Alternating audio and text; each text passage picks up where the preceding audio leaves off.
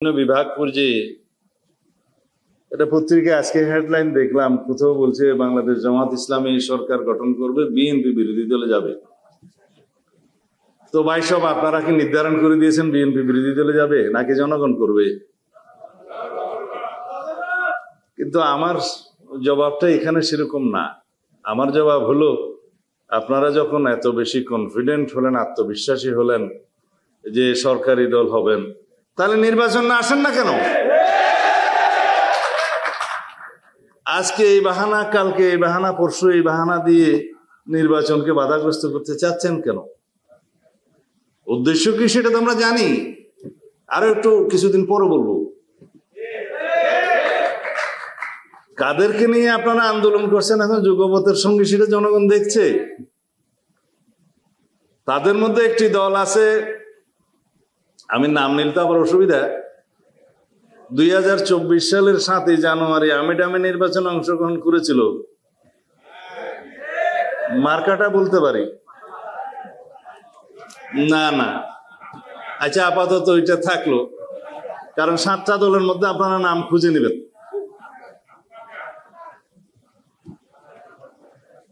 তারা যদি যুগপথের সঙ্গে হলে নিষ্পাপ হয়, তাহলে বাকি যারা 28টা দল দামি দামি নির্বাচনে আওয়ামী লীগের সঙ্গে হয়েছিল, তারা কি মহাপাপী? মানে আপনাদের সাথে সঙ্গী হলে যুগপথের, তাদের কোনো পাপ নাই, এই নীতি সঠিক নয়। আর আপনারা কি বাতাসের কথা বললেন, তো যারা 2024 সালের নির্বাচনে তারা অংশগ্রহণ করার সুযোগ হয় নাই, কিন্তু তার আগের সব নির্বাচনে যারা হাত পাকা দিয়ে বাতাস করেছে তারাও সঙ্গী। তাদের সম্পর্কে আমি বললাম বলে আমার উপর মহা আক্রমণ। কিন্তু সবাই এক এক রকমের দাবি নিয়ে আন্দোলনে যেতে পারেন, গণতান্ত্রিক অধিকার আছে। তা আমরা বলছিলাম যে বিষয়গুলো এখনো আলোচনার টেবিলে নিষ্পত্তি হওয়ার অপেক্ষায়, সেই জন্য অতিরিক্ত চাপ প্রয়োগ করার জন্য কি আপনারা রাস্তায় গেলেন? তো সেই চাপকে আবার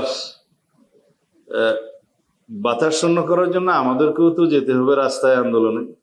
সেটাকে আমরা এখন চাই, কারণ আমরা আলোচনার টেবিলে নিষ্পত্তি চাই। কারণ বাংলাদেশের গণতান্ত্রিক সংস্কৃতিতে অনেক পরিবর্তন হয়েছে। আমরা চর্চার মধ্য দিয়ে আছি রাজনৈতিক সংস্কৃতির, সেই চর্চা করতে করতে আমরা এইটাকেই ধারণ করব। আমরা ঐক্যবদ্ধ থাকবো জাতীয় ইস্যুতে, দেশের স্বার্থে ইস্যুতে, স্বাধীনতা, সার্বভৌমত্ব, গণতন্ত্রের ইস্যুতে, যে কোনো জাতীয় বিষয়ে আমরা ঐক্যবদ্ধ থাকবো। কিন্তু গণতান্ত্রিক চর্চায় আমাদের মধ্যে বাহাস হবে, মতভিন্নতা হবে, বহুমত পোষণ করব, কিন্তু সেটার নিষ্পত্তি হবে আলোচনার টেবিলে।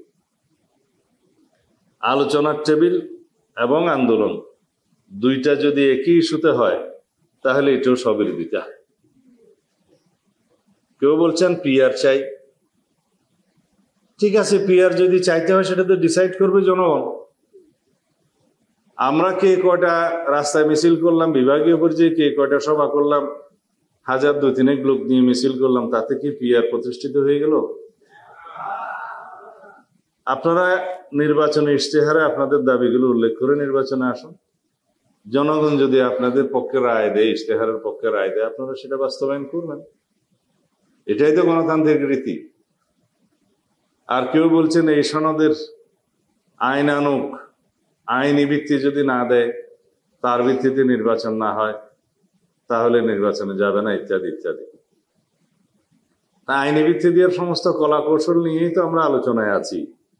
সমস্ত রকমের বিশ্লেষণ আমরা করেছি, অনেকে তাদের দাবি দিয়েছে, প্রস্তাব দিয়েছে, বিশেষজ্ঞ কমিটি দিয়েছে, আমরা সেটার উপরে কথা বলছি।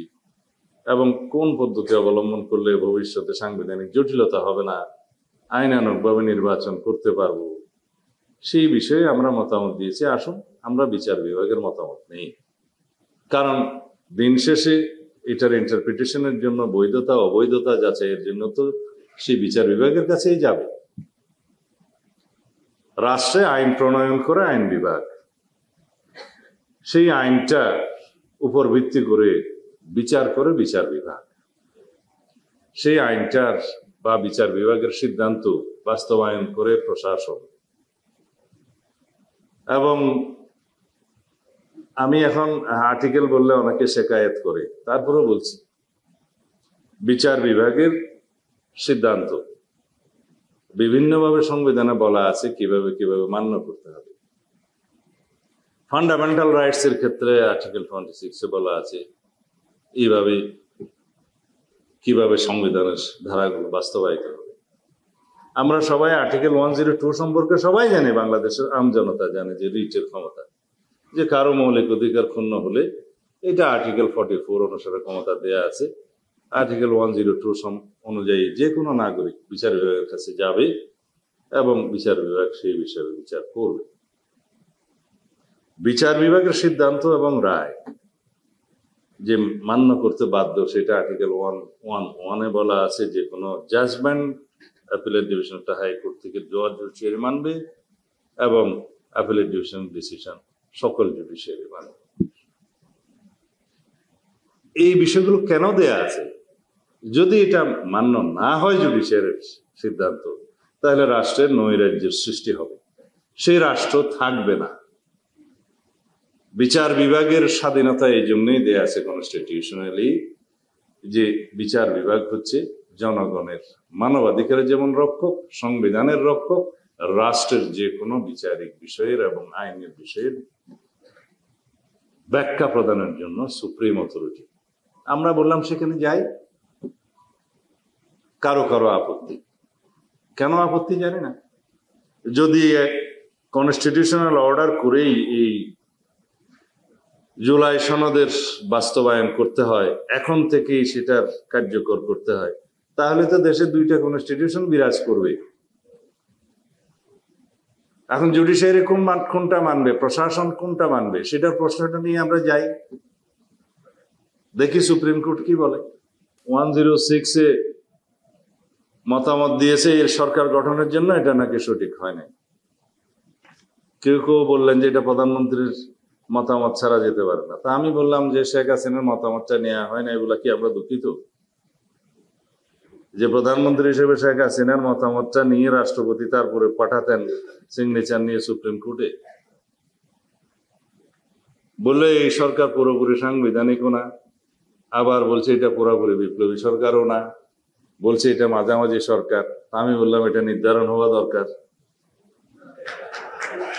এই বিতর্কটা কেন 1 বছর পরে এসে তারা তুলছে, তার পিছনে একটা উদ্দেশ্য থাকতে পারে। এই নৈরাজ্য সৃষ্টির মধ্য দিয়ে সাংবিধানিক শূন্যতা যদি সৃষ্টি হয়, তাহলে বেনিফিশিয়ারি কে হবে? যে কোনো অসাংবিধানিক শক্তি বেনিফিশিয়ারি হবে পতিত স্বৈরাচার। নিজেদের রাজনৈতিক স্বার্থে আমরা রাষ্ট্রকে সেই জায়গায় নিয়ে যাচ্ছি কেন? এই প্রশ্নগুলো আমি উত্থাপন করেছিলাম। আর রাষ্ট্রপতির রেফারেন্স পাঠানোর এখতিয়ার রাষ্ট্রপতির।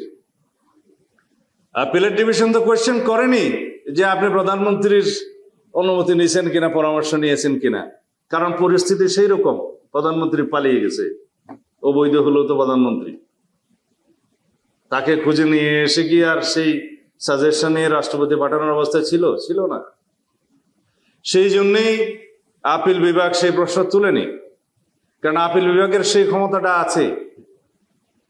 সেই পরিস্থিতিতে 106 বলা আছে কোনো আইনি প্রশ্ন উত্থাপিত হলে বা হওয়ার সম্ভাবনা থাকলে বা বিষয়টি যদি এমন জরুরি জনগুরুত্বপূর্ণ হয়, তাহলে সেই বিবেচনায় রাষ্ট্রপতি তার কাছে রেফারেন্স পাঠালে সুপ্রিম কোর্টের কাছে, সুপ্রিম কোর্ট সেটা বিবেচনা করে মতামত দিতে পারবে, সেটা ওখানেই বলা আছে। সেই বিবেচনা নিয়ে doctrine of necessity and safety and security of the state and পিপুল, এই 3টা ডক্ট্রিনের ভিত্তিতে সুপ্রিম কোর্ট সবসময় এই পরিস্থিতিগুলোতে জাজমেন্ট বা মতামত দিয়ে থাকে, তাই দিয়েছে। যে প্রশ্নটা অ্যাপিলেট ডিভিশনে উত্থাপন করার কথা, সেই প্রশ্নটা আমরা ঐকমত্য কমিশনে কাউকে তুলতে দেখলাম, যেটা নিষ্পত্তিকৃত, মীমাংসিত। সেটার বিরুদ্ধে এখনো চ্যালেঞ্জ হয়ে জুডিশিয়ারির কাছে যায় নাই, গেলেও সেটার কোনো হার্ড হয় নাই, নিষ্পত্তি হয় নাই। এই প্রশ্নগুলো তুলে এই সংবিধানকে এই সরকারকে সাংবিধানিক ধারাবাহিকতার সরকার কিনা, সেই প্রশ্ন যদি আজকে উত্থাপন করা হয়, তাহলে তাদের মতলব আলাদা। সুতরাং দলীয় স্বার্থের বাইরে যে ঊর্ধ্বে উঠে জাতীয় স্বার্থে আমরা কথা বলি।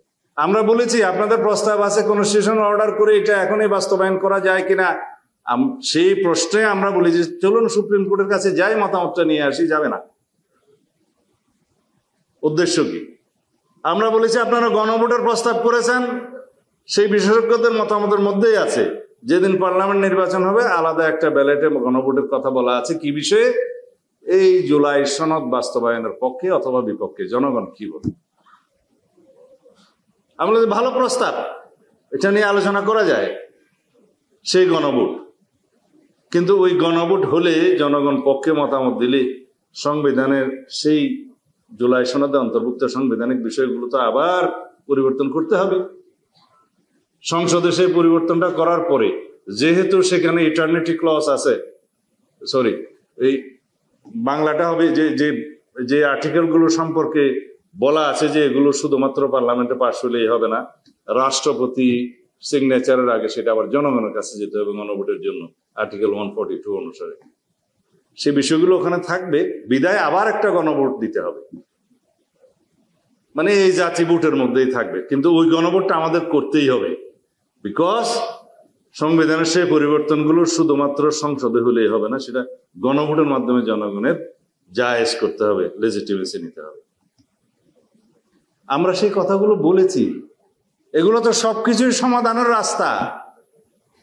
কিন্তু কোন কোন দল কোন কোন দাবি করতেই পারে, সেটা জাতির উপরে জবরদস্তি আরোপ করা সঠিক নয়। এখন এনসিপি দাবি করছে গণপরিষদ এবং জাতীয় সংসদের নির্বাচন একই সাথে হওয়াই তো, সেই বিষয়টা আলোচনার টেবিলে আছে, ওখানেই আলোচনা হতে পারে। যদি সবাই মিলে সম্মত হয়, যদি ঐক্যমত্য পোষণ হয় সেটা হবে। যদি ঐক্যমত্য পোষণ না হয় তাহলে যেভাবে প্রচলিত বিধি বিধান সবাই সম্মত হবে সেভাবেই হবে। এখানে যেন আমরা পরস্পর জবরদস্তি না করি। যে পরিবর্তনগুলো আমরা সামনের দিনে আনতে চাচ্ছি সেটা রাতারাতি হবে না, সেটার জন্য সময় দরকার, পর্যায়ক্রমে এভাবে যাওয়া দরকার। একটা গণতন্ত্রবিহীন অবস্থা থেকে আমরা যে জায়গায় আসতে পেরেছি, ইনশাআল্লাহ এই গণতান্ত্রিক সংস্কৃতির চর্চার মধ্য দিয়ে আমরা একটা শক্তিশালী গণতান্ত্রিক রাষ্ট্র বিনির্মাণ করতে পারবো। আমরা শহীদের প্রত্যাশা পূরণ করতে পারবো, আমরা জনপ্রত্যাশা পূরণ করতে পারবো। আমাদের যে আকাঙ্ক্ষা আছে একটা বৈষম্যহীন সাম্যভিত্তিক ন্যায় বিচার ভিত্তিক রাষ্ট্র প্রতিষ্ঠা, সেই আকাঙ্ক্ষা আমরা পূরণ করতে পারবো।